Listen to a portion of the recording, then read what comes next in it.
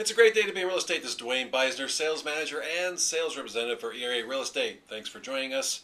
The quote of the day today that I picked is from Mother Teresa. Do not wait for leaders, do it alone, person to person.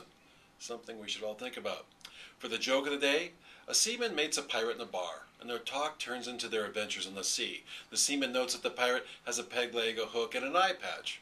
The seaman asks, okay, how did you end up with that peg leg? The pirate replies, well, we were in a storm at sea, and I was swept overboard into a school of sharks. And just as my men were pulling me out of the water, a shark bit my leg off. Wow, said the seaman. What about your hook? Well, replied the pirate, we were boarding an enemy ship, and we were battling the other sailors with swords, and one of the enemy sailors cut my hand off. Incredible, remarked the seaman. How'd you get the eye patch?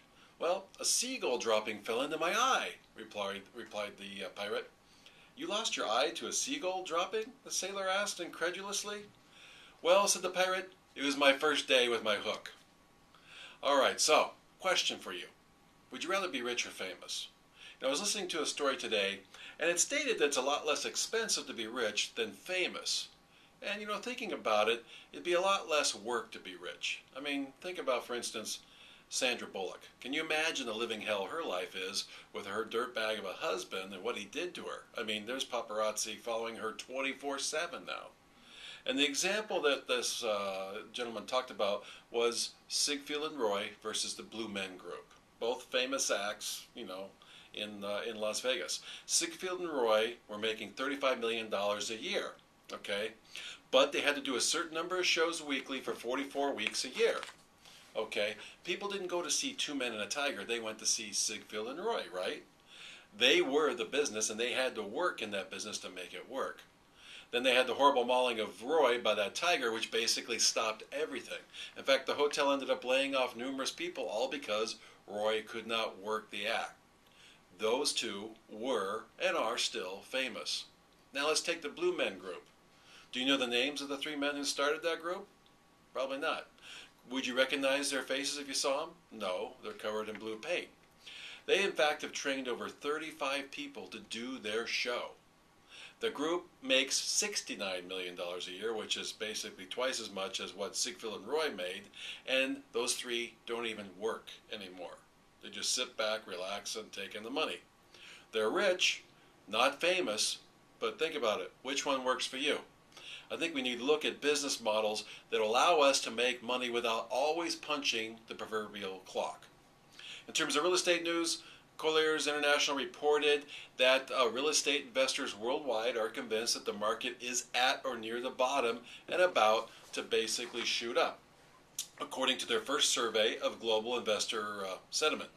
Investors from Asia, Canada, Latin America, and Western European countries say financing is increasingly available, while investors in the Middle East and Eastern Europe make the opposite observation.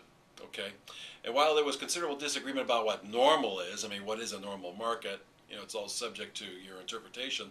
The majority of respondents basically said that their respective markets will return to normal within 18 months. That's not too bad. That's just around the corner. Globally, rents are anticipated to hit bottom this year. The first quarter of 2010 for the office sector was the most frequently offered response, followed by the second quarter of 2010 for industrial, and the third or fourth quarter of 2010 for retail. So that's all pretty good news. HousingWire.com says that most districts reported improving economies and better residential real estate markets in the third of 8 annual editions of the Federal Reserve's Beige Book. This one was actually published in April. Every district but St. Louis and San Francisco reported that their residential sales were up. Home prices continued to decrease in the New York and Atlanta districts, with sales particularly sluggish for high-end homes in New York, Kansas City, Dallas, and San Francisco. New residential construction increased in New York, Atlanta, St. Louis, Minneapolis, and Dallas, and was weak in Cleveland, Chicago, and San Francisco. But all in all, we're getting some positive news. So remember, right now is the best buyer's market you and I will ever see in our lifetime. If you or anyone you know is thinking about buying a home anywhere in the world, give us a call. Here at ERA, we have global reach. Also, if you're thinking about making a move into real estate as a career, please email me or give me a call. And with that, this is Duane signing off, saying happy trails to you. As always, proud to be an American.